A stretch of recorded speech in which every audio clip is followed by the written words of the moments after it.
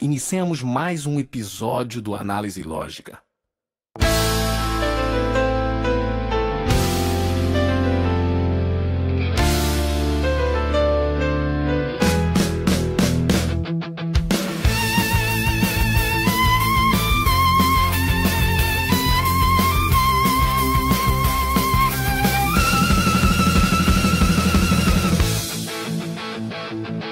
Sim, a análise lógica da realidade objetiva, baseada em princípios racionais. Vamos explorar fatos relevantes e ideias radicais, com base nos princípios axiomáticos da identidade, da causalidade e da consciência.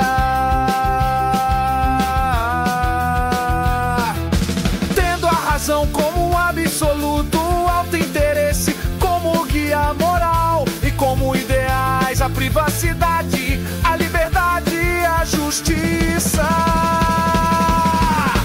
Este podcast é uma produção Balberrache.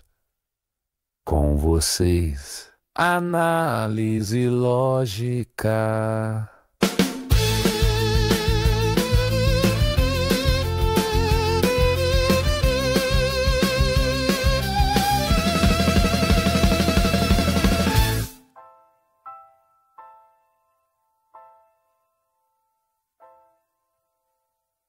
Olá, bem-vindos a mais uma conversa. Hoje a gente vai fundo numa análise bem interessante do filme Náufrago, aquele clássico com o Tom Hanks. Isso aí. A base é um artigo do Roberto Rachefsky, que é escritor e autor, né? Ele escreveu O Mínimo sobre Ayn Rand. E ele sugere uma coisa curiosa, que a jornada do Chuck Noland na ilha, talvez sem querer, ilustra a filosofia objetivista da Ayn Rand. Exatamente. A ideia central do artigo é que o Noland acaba, de certa forma, personificando o ideal de homem para Rand. Racional, produtivo, autônomo moralmente, sabe? Uhum. E o Rachefsky faz essa conexão passando pelos 5 ramos da filosofia que Rand definia. Parece complexo, né? Como um filme sobre, estar perdido numa ilha pode espelhar uma filosofia inteira. Vamos tentar desvendar isso. Vamos lá. Então, o artigo argumenta que Náufrago é quase um manual prático do objetivismo. É isso. É uma leitura possível, sim. O interessante é como cada passo dele na ilha parece ecoar um pilar dessa filosofia, começando pela metafísica. Certo, metafísica. Para Rand, isso é sobre a natureza da realidade, né? Isso. O axioma base é a existência existe, ou AEA. A realidade objetiva é o que é, não depende do que a gente quer. A ilha, para o Chuck, é isso, realidade pura e, assim, indiferente. Entendi. Tipo, a ilha não tá nem aí para ele. Chuva, sol, maré, são fatos. Ele tem que aceitar e lidar. Exatamente. Não dá para negociar. E aí entra a epistemologia, como a gente conhece a realidade. Para o objetivismo, é pela razão, só pela razão. E é o que o Chuck faz, né? Ele não fica esperando um milagre. De jeito nenhum. Ele observa, ele testa, ele aprende como fazer fogo, como pescar, até calcular as marés para poder escapar com a jangada. É a mente dele funcionando, usando a lógica para sobreviver. Faz todo sentido. Nada de pensamento mágico. É ação baseada em observação. E essa luta toda para viver, o artigo liga isso à ética objetivista. Sim, liga diretamente. A ética para Rand é baseada no auto-interesse racional. O valor máximo é a própria vida, viver. E a razão é a ferramenta para isso. O Chuck luta para se manter vivo não por um dever com outros, mas porque ele valoriza a própria vida. Uhum.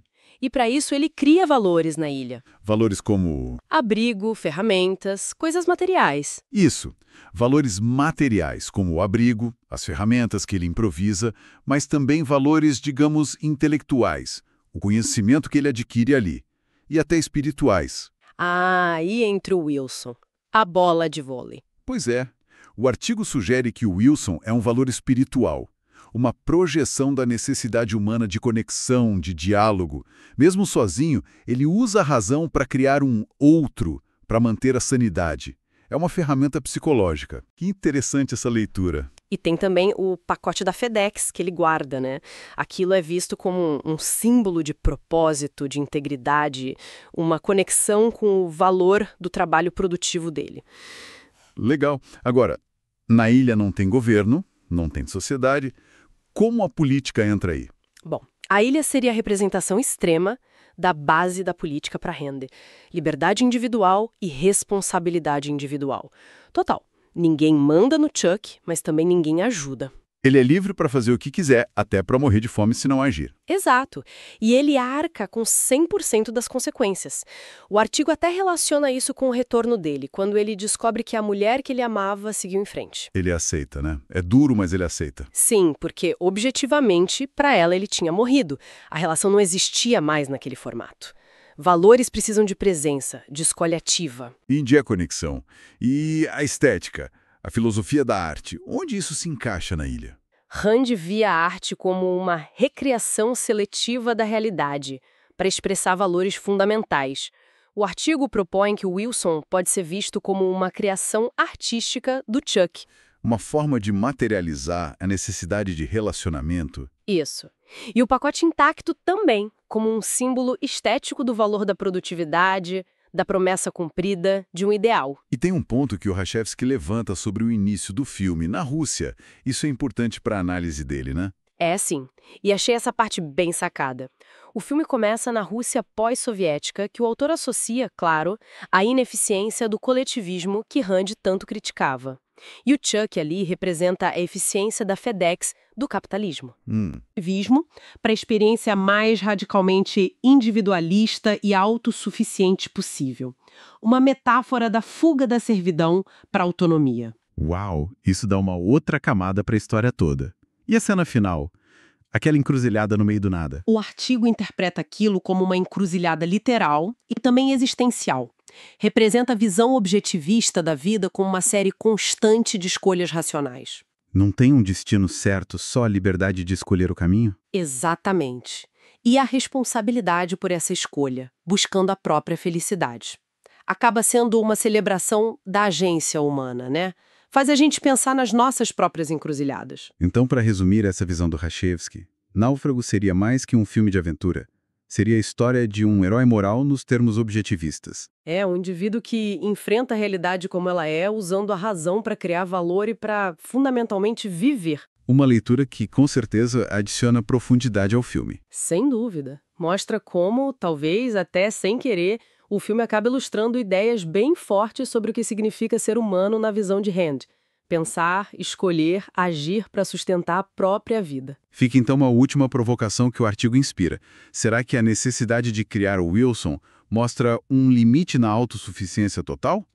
Uma necessidade de conexão que vai além da razão? Ou seria só mais uma ferramenta racional para manter a cabeça no lugar naquela situação extrema? É algo para a gente continuar pensando, com certeza. Análise lógica. Análise lógica. Sim, a análise lógica da realidade objetiva, baseada em princípios racionais. Na semana que vem tem mais. A propósito, who is John Galt?